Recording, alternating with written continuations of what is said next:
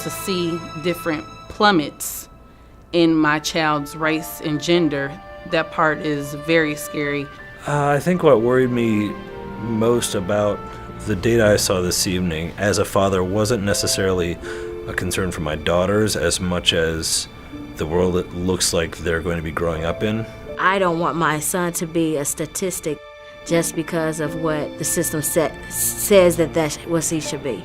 It was really alarming for preparation for kindergarten, because that's where the foundation starts. So if they don't perform well as kindergartners, the likelihood of them being successful in the other grades is definitely minimal. It worries me a lot to see that most African American boys were pretty low on everything. The percentages were a lot lower than what I thought. What worries me the most is this is our future. These are our kids. I kind of always knew that African American children were a little bit lower in numbers when it came to education and just across the board. Actually seeing those numbers and how low they were and the significant difference between the white male and female and the African American, it was just astonishing. I tell my son that you have to work twice as hard, and you're in your same situation but a different color skin. I'd always had the assumption that there was some sort of white privilege, but I didn't know it was surrounding me, in quite such a strong area. Racial graduation rates, racial ready for kindergarten. Being a single mom, I'm trying to figure out how I can do it all. It doesn't look promising. Well, it was really disconcerting to me to find that across the board, the statistics, the black male was the one that was lower in every category and standard. I hate to make it a race thing, but the numbers are obvious. And it scares me that may never change.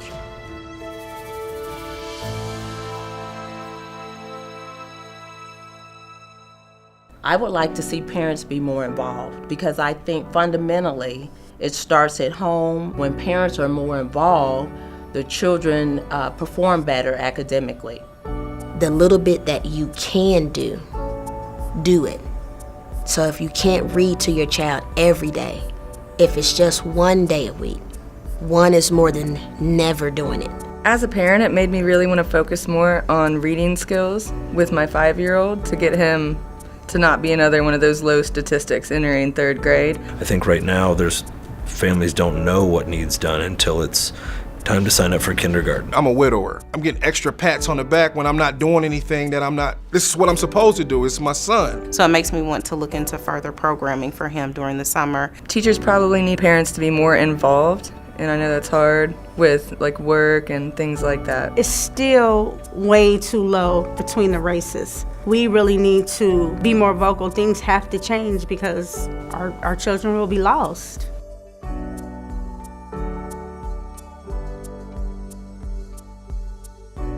It should be an even playing field so that we all have the opportunities to excel in life.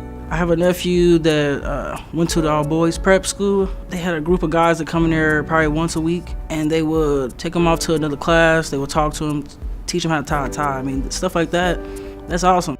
I don't want my child, governed by statistics. It's give him a fair shot. You're coming at him automatically assuming that he doesn't have a father in the house. You're letting him get away with bad behaviors because you expect him to be bad. Quickly labeling children needs to be eliminated. Please don't label my child. Please don't hold back when teaching my child, thinking that he may not be able to learn to this level. Our children are able to learn just like other children are. My littlest one needs a speech therapist. She's gonna need a lot of help. I personally don't know how to help her. Sometimes some people can help their kids, some people can't help their kids. Some people want to help their kids, some people don't want to help their kids.